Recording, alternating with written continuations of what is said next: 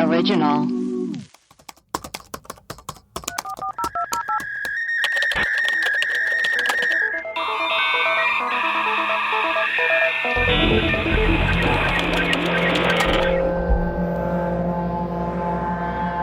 Hello and welcome to Webcrawlers. This is our mailbag episode where we read your reviews and play your voicemails and read your emails if applicable. I am Allie Siegel. I am Melissa Stettin. And I, producer Maria. Do we have any reviews of note? No, and you know what?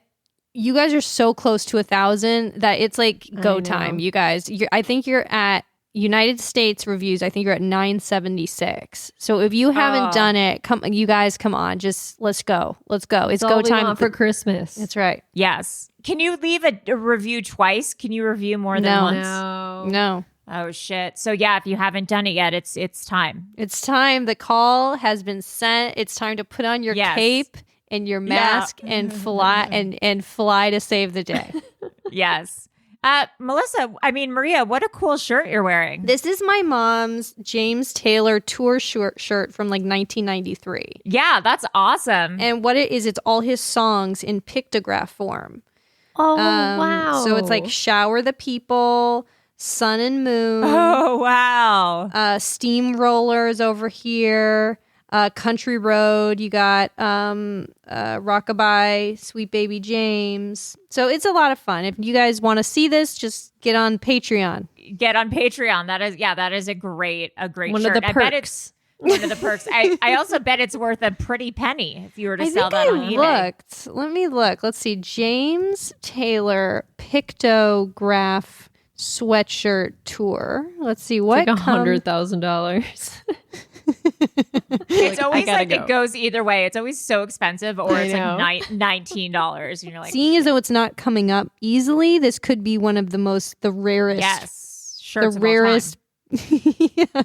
The rarest James Taylor tour sweatshirt of all time. Okay, here we go. It's out of stock. It was $100. Oh. So it's not. That's probably like how much it would cost to buy it today. Like even like do you go to if you ever been to a concert and you're trying to buy like a Beyonce shirt and it's like $250 at the place? It's well, crazy. you got to get the shirt because if you get the sweatshirt, then you're out of money because the sweatshirt is always like $40 more. And you're just it's insane. You cannot buy merch anymore except for Webcrawlers merch, and it's on sale right now. Exactly. We should do a Webcrawlers sweatshirt that's like this, and it says Webcrawlers various episodes, and then each pictograph is of a different episode. Yes. Oh my god, yes. Great. I will get on it for the Red Lobster one. Yes. The Watcher would be like a UFO. UFOs. Big the Watcher is just a picture of my face. Yeah. No, that'll be for your silly school. Elisa Lamb in a water tank. That's dark. No, that's we'll include that one. We'll make them a little more. We'll keep them on the lighthearted side. We'll keep them light. Let's get into these voicemails. Hi, my name is Liz. This message is for the web crawlers. Hi, Liz. Long-time listener, first-time caller. I was just listening to the Boy in the Walls podcast episode, and Allie shared a story about her friend that got really drunk and went into the wrong apartment. Well, that happened to me. Oh my God, a lot of really people. Drunk one. I was the one. So it was my freshman year of college, and I lived in a suite. So I had one room with my roommate, and then we had a connecting bathroom, and then the other room had 3 girls in it. And this one girl came, like, I was sleeping, and my roommate was sleeping. It was like 3 a.m., and I wake up to my roommate screaming, like, bloody murder. And I'm like, what the fuck? And so I sat up, and my roommate, like, sat up, and she's just, like, frozen, staring at this shape at, like, the end of her bed. Oh, my And she had a God. lofted bed, so it was this girl, like, halfway climbed up her bed, and she had, like, grabbed her foot, I guess. I don't really know. And so my roommate was, like, not saying anything, and I was like, dude, like, and her name was Rachel. Shout out to Rachel if you're listening. But I was like, Rachel, what the fuck are you doing? And she's like, this bitch is in my bed. And I was like, no, that's not your bed. This is not your room. She's like, this is my room. Like, what are you doing in here? And I was like, no, Rachel, this is like 408. You live in 409. Like, go to bed. And she was just like, no, this is 409. And I was like, I just didn't know what to say. And she just paused. And I was like, Rachel, are you drunk? And she's like, no. And I was like, okay, can you go back to bed, please? And she's like, okay. And she just climbed out and like walked through the bathroom like nothing happened. And we weren't that close. And I like saw on Twitter, I looked it up. So like, this bitch has got to be saying something about it. And she had for sure tweeted about it, but never said anything about it afterwards. Anyways, that's my little story. I really hope Rachel is an active listener of the Web Crawlers. Anyways, bye. Thanks. That's so funny. That's so funny. Oh my God. Wow. I'm surprised at how common that is. I'm surprised I've never done that. I know. Me too. Seriously. This bitch is in my bed. Hey, Web Crawlers. This is Anna. I have kind of a story about this time that I saw a killer clown. I don't know if it was killer, but I just listened to your episode about clowns. So this was back in like definitely 2016. My friends and I were sophomores in high school, and it was like around Halloween, and we were having a party. And we were having a bonfire outside. It lived on this intersection of like a small country road, so tons of trucks were going by. Somehow we decided we were going to throw marshmallows into the beds of trucks. You know, just as high schoolers do. Super fun. Most of them went in because it was at a stop sign too. This one truck came by. Well, it was like this red beat down truck. So, you know, we threw a marshmallow into the bed of it, but it stopped. Little did we know, a freaking clown popped out of the back of the truck. I think they hit it or something. And he just, like, stands up in the back of the truck and, like, I don't think he said anything. He might have, but we all ran inside screaming. And we're like, what the heck is this guy laying in the bed of the truck just randomly, and we happened to throw a marshmallow at him? Weird. So I ran inside, told my friend's mom, and then we looked outside, and this truck went down, turned around, and then drove slowly past our house again. It was terrifying. And that is my scary clown story. Bye. That's terrifying. Like, why is a clown scary. laying in the bed of a truck? Yeah, I don't like questions. it. I don't like it. But that poor clown, he was just laying there, and then this soft, pillowy marshmallow comes flying at his face. I love marshmallows. Yeah. I love s'mores. I do too. Hello, this message is for the Web Crawlers. This is Lindsay. This is my second time calling in. I am the host of Shit My Dad Says. Oh. Next time I'm going to have a jingle prepared, but I don't.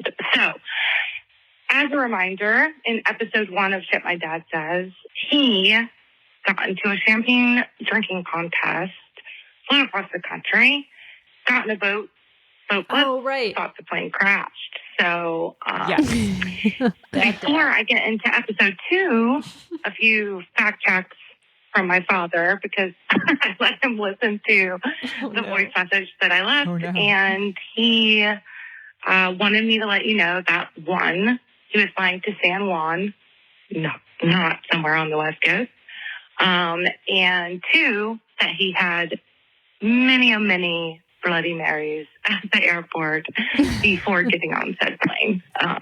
Glad you I don't know if he felt emasculated by the champagne or what. So, not check champagne. episode 1, and now episode 2. Shit My Dad Says. Let's get into it. So, when I was very young, we all gathered at my grandparents' house, which is a pretty small 3-bedroom, 2-bath house for, I want to say a funeral. And there's a lot of family members there, and everyone was trying to get ready, and it was kind of chaotic. And I'm not sure exactly why, but something happened with the water where a bunch of people had showered and gotten ready, but there were a few stragglers, including my dad. So being a tiny, small lake town in South Carolina, one of their friends said, hey, send them over here to shower. So my dad goes, showers, whatever, we go to the funeral. Flash forward to the next day, and I'm talking to my dad, and he points out the house that he went and showered at, and my aunt says, well, that's not her house, the woman who offered. So my dad showered in a stranger's house, and we couldn't stop laughing. We looked at him. We said, well, what did you say? He apparently had just thrown a towel over his shoulder, walked over there and knocked on the door. And when they answered, he said, here for my shower. And these people just let him in. What? I mean, you believe this was obviously... What? Okay, there's a part 2. Oh Here my for God. my shower. Come right in. Okay, This way. part 2? That's insane. Hi, it's Lindsay again for the web crawlers. I'm doing that kind of call of shame because I was so close to getting my whole segment in one phone call. And my goal moving forward will be to always do so. But I was saying, obviously, this was the super late 80s, early 90s when some stranger just lets my dad in to shower at his house. Sure. And that's the thing. Here for my shower, he said. So segment 3 is actually much more exciting. It involves more international travel with my dad. It's a pretty wild story. So call back in soon. Again, this is Lindsay, host of Shit My Dad Says, starring my dad. Also, I'm from Charleston, South Carolina. Murdoch Murders, anybody? Oh, The Murdochs. Mandy Matney has an amazing podcast on the topic. So let's talk about it. Shit My Dad Says segment 3 coming soon.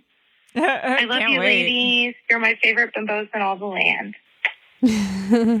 Can't wait for the 3rd episode of Shit My Dad Says. That's insane. Yeah. Here for my shower. Okay, yeah, he must be here for a shower. I guess if you say with enough conviction and you just go, look, like, I'm supposed to be here.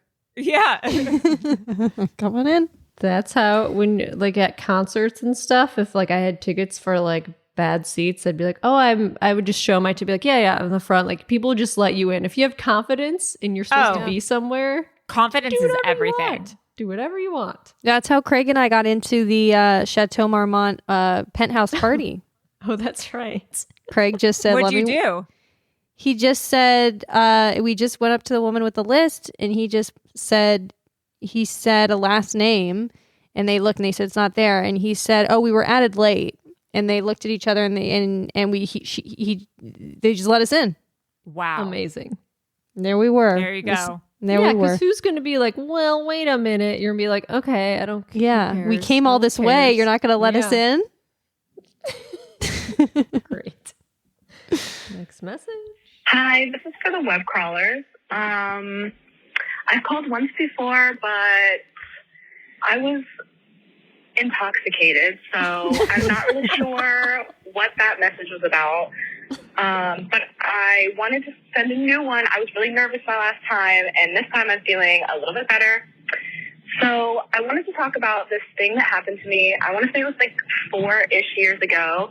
My mom had a sister who died very young. Like, she was like, I want to say 15 or 16, and she died in a car accident. And anyways, it's like kind of a thing that my family talks about, but not really. So I went to my grandparents' house couple years ago, and they have this basement that is just like full of shit. Like, it is crazy. It is like hoarders down there. It's a little scary, honestly.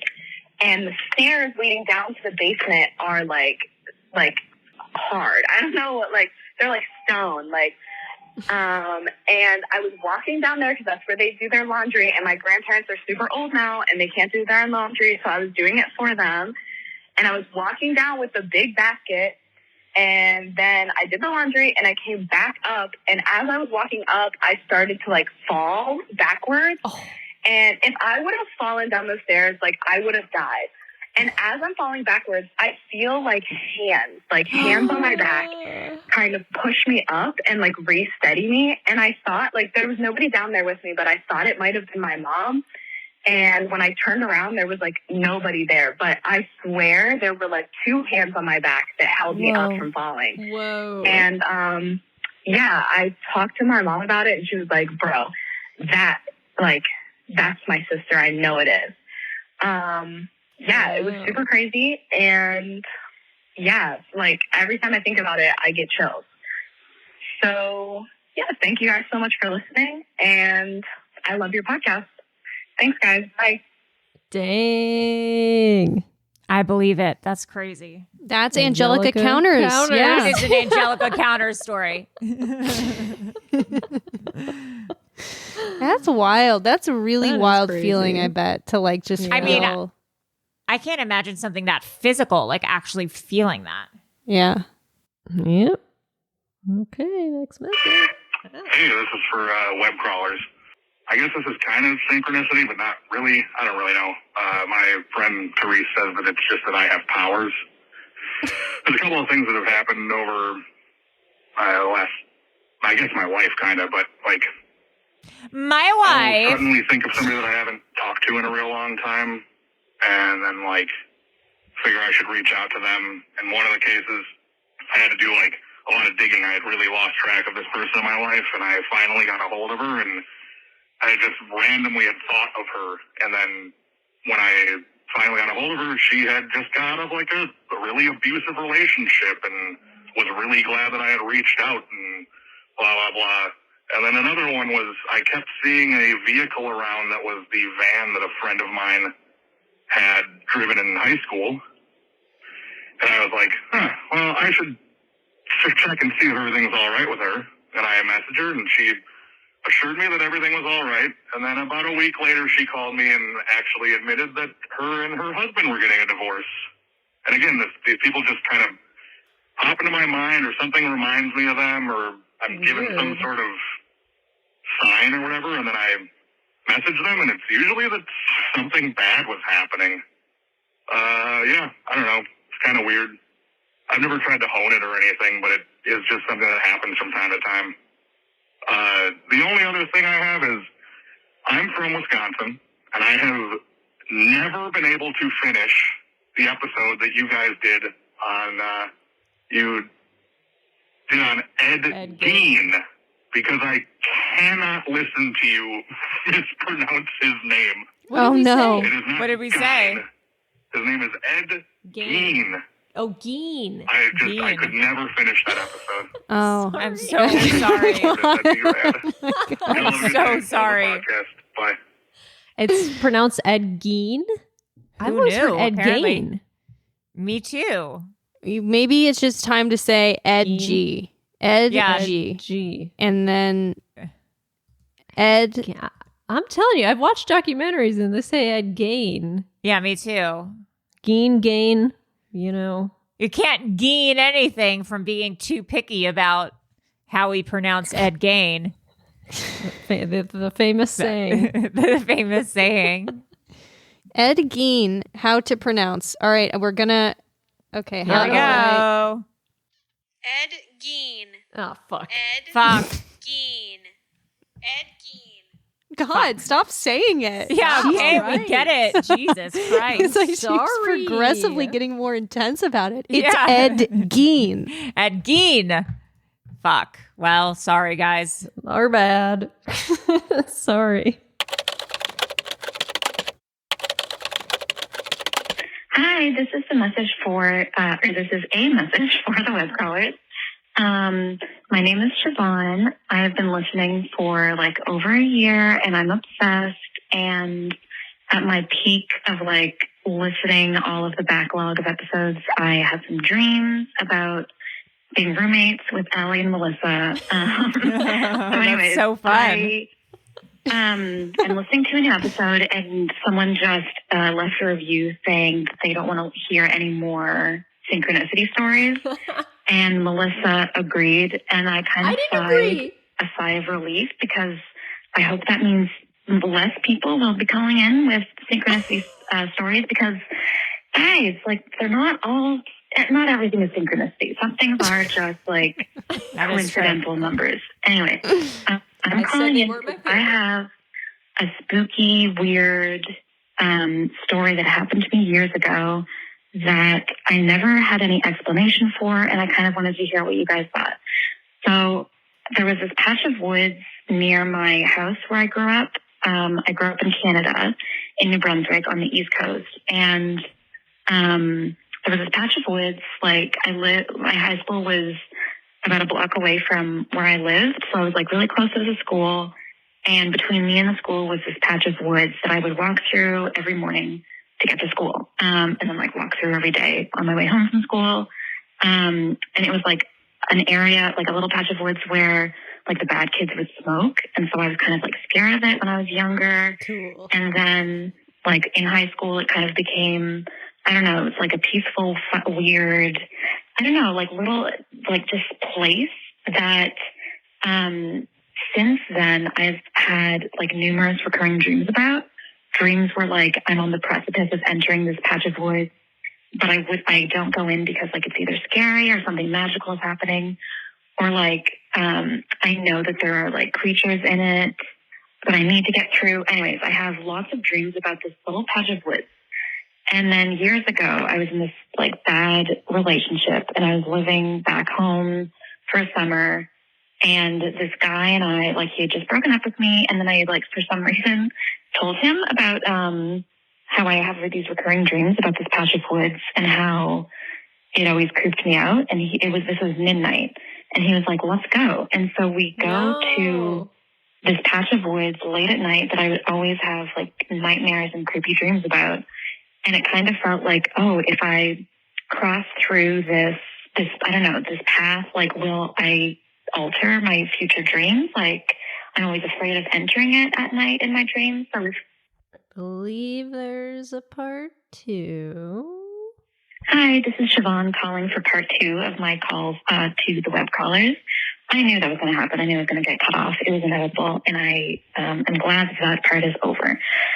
So where was I in the story? So this guy and I, we show up at midnight at this like little like patch of woods that I would always have recurring dreams about. And we walked through the woods after midnight, and this was like April 2013, I think. And it felt significant for some reason. It felt like I could, like, I don't know, like I was altering these recurring dreams somehow. Wow. And so we walked through the woods, and like eventually we got too deep, and I was like, this is creepy. And so it's a little patch of woods that then opens up into a soccer field. And then across the end of the soccer field is like the rest of the woods. It's like park, Centennial Park. And so we were walking through Centennial Park woods. I wanted to go back. We went back. And then as we were coming back to the opening of like this big soccer field, I see this thing in the distance that, so it wasn't a light, but it was a very light object from far away that looked like a light orb hovering over the ground, like hovering over the field. And at first I was like, am I looking at like a deer from afar? And like all I can see is the white crest of its chest or something. Like I was trying to rationalize, but it wasn't moving naturally. It was floating, and it wasn't windy. So I also ruled out like it wasn't a floating piece of trash. Like, I don't think. And so me and this dude were like, what the fuck is that? And then it just like floated from one end of the soccer field to the other, like into the woods. So what do you think that is? This is like pretty rural UFO. Maritimes, Canada. So, like, we do have, I don't know, alien sightings and stuff, but I don't know what that was. So please, like, give me your, what is it, zoo crypto knowledge of the supernatural or the surreal. This is the first time I'm ever leaving a message, like a phone call message for any podcast or any, like, radio show or anything. So fingers crossed that I do not hate the sound of my voice when I inevitably hear this. You have Love a great you girls voice. so much. See you in my dreams. Bye. See you in my dreams. That sounds like a threat. I have no idea what that could be. I don't know. A floating orb. Ghost? A pack of fireflies. Fireflies? Fireflies. Canadian fireflies? floating orb. Firefly ball. It was one of those Canadian orbs.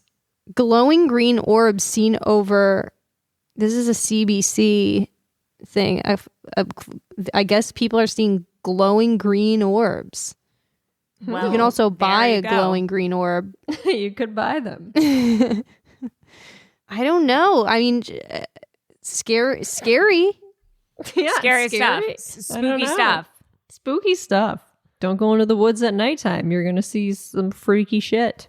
I found another pronunciation of Ed Gein, by the way. Oh, it's going to say Bigfoot stick. It's going to say something. No, I Oh, swear. no. No, wait, hold. How do I? Oh, no. Okay, so I guess it could be pronounced either way because this is the other way it can be pronounced. Hold on a minute. Bigfoot has a dick the size of Massachusetts. That's what I thought.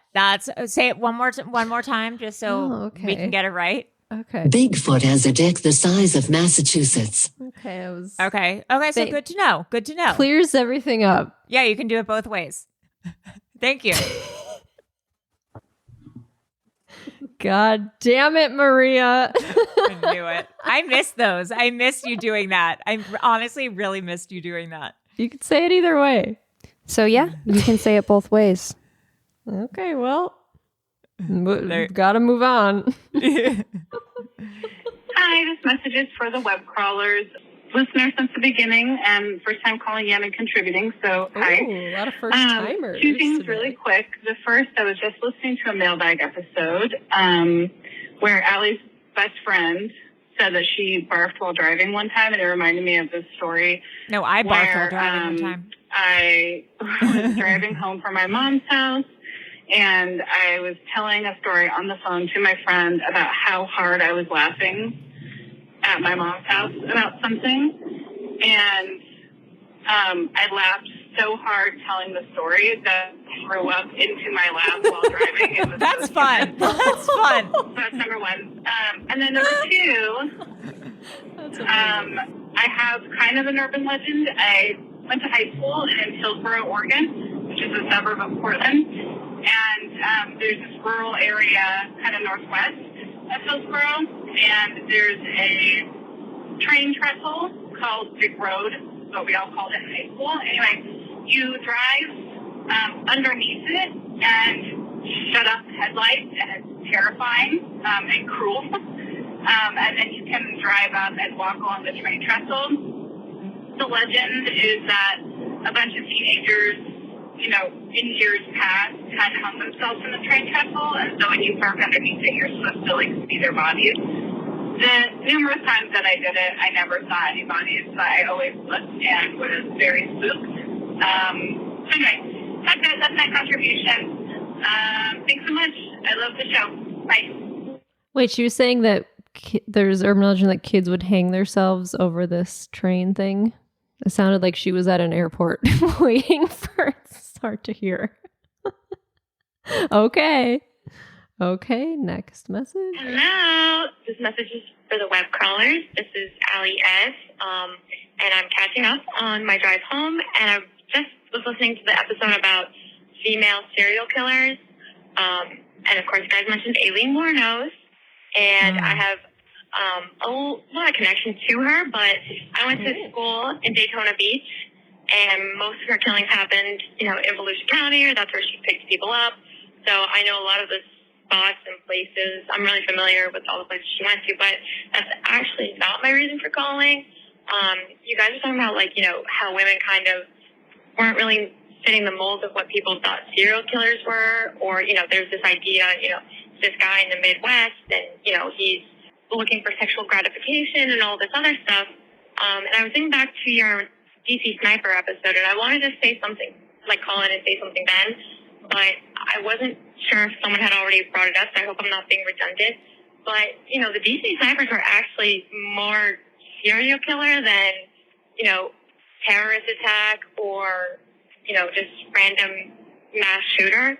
A lot of people think, and I think some of maybe John Allen Muhammad's reason, I think that's his name, the main guy Muhammad's reasons, I forget what he had told, but, you know, he had said, oh, it's because of, you know, whatever, and I think he convinced Lee Boyd Malvo to do it because he made it something that was a religious thing, and Lee Boyd Malvo didn't have father figure, and John Muhammad was that to him, so he kind of, you know, latched onto him and kind of listened to what he said. I mean, he was 17, and he was very, very, very much manipulated. But the reason that John Muhammad wanted to do these things was not based on any religion, was not based on any ideology of any kind. It was because he wanted to kill his ex-wife. And he had a history of, you know, domestic violence. And his wife, you know, he took his kids. I think he might be from Barbados or from another island. I forget which one exactly. He took his children, and she couldn't see her kids for years, and there was nothing that they could do because they were still married, and there was no custody agreement. And she was scared for her life. She lived in a women's shelter, and he was still into following her there. So his whole reason for randomly shooting people was so that he would go to a place where his wife was and shoot her, and she would just be another random victim of the DC Sniper and not of John Malvo. Part 2. Hi, this is for the web callers. It's Alice S again. I just wanted to kind of finish my thing. It's going to be real quick, but yeah, I wish it was kind of like brought up more about him being kind of like a serial killer. He wanted to make it so random that if his wife died, it would just be such a random thing that no one would link it to him. It would just be a DC Sniper thing. And actually, you guys said, like, you know, the first known shooting, what was it, like in a Michaels? That's where they first met, him and his wife. Wow. And she has a book about it, too, that's really, really good. So yeah. Also, I do have a little bit of connection, or I know a little bit about the BAU unit and stuff like that. Criminal Maybe Minds. I can talk more about. It's something that's slowly dying, and the FBI is not really looking to hire anybody or make it any bigger. They're kind of looking to bring it down. I think that, yeah, that's the end of that. All right. Okay, interesting points. Interesting point. Okay, next message. Hey, web crawlers. My name's Elena. I live in Salt Lake City right now. And I'm calling in about a school bus thing, which, like, honestly, I'm pretty sure your inbox is going to become like 99% school bus stories just by December. But this one doesn't have a child death or, like, serious injury. So, you know, buckle in, but, like, don't buckle in too hard because it's fine. Anyway.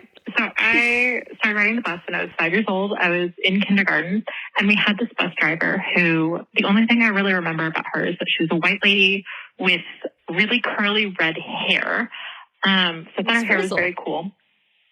And the first indication that something was kind of weird is that I missed my stop, which, like, is kind of my fault because I was a huge bookworm. So I was, like, reading a book, and I was really small, so I was kind of down on my feet. And so when we passed my stop, I didn't notice, and she didn't notice. And it wasn't until we stopped at the bus barn at the end of the line that she started to get off the bus, and I kind of peeked my head out. She, I don't know what she said. I know it was like a bad word or something, so she might have been like, oh, fuck, or something like that. But I assume she just looked back and saw this little tiny head sticking out from behind the seats and realized that she had forgotten me. So I had ridden not just past my stop, but just for another hour until she got all the way back to the bus barn. And I don't know if my mom called the school or anything. I guess she must have been freaking out. But I did eventually get back to my stop, and everything was fine. And then, so like, you know, she's, I don't know, maybe doesn't notice things super well, because the next thing that happened, and this was the same year, was a girl a year or two older than me was kidnapped from the stop. She was picked up by somebody who wasn't in her family and all of that. And it was really, really scary for a few weeks. She's fine. She ended up being found unharmed and reunited with the family. So it was all okay. Only the bus driver is supposed to stay until the kids were picked up, especially when we were that young, because she would have been like 7 years old. One funny thing about that, though, is at that age, I mostly assumed that if you got kidnapped, you would be murdered, because obviously, right? And I actually didn't hear anything about her for years and years, because she was a couple of years ahead of me in school. And I mean, I guess her parents didn't send her to go back on the bus after she was kidnapped from the bus stop, which makes sense. So, like, I looked her up. This was part 2. Hey, this is Elena for Web Crawlers again. I just was in the middle of my story. This will probably be 2 or 3 parts. But anyway, so the girl was kidnapped. I didn't know what had happened. And like a decade later, I looked her up, you know, with the year and our school and like the word kidnapped or whatever. And I found out that she had been found safe, like, honestly, like a few days later.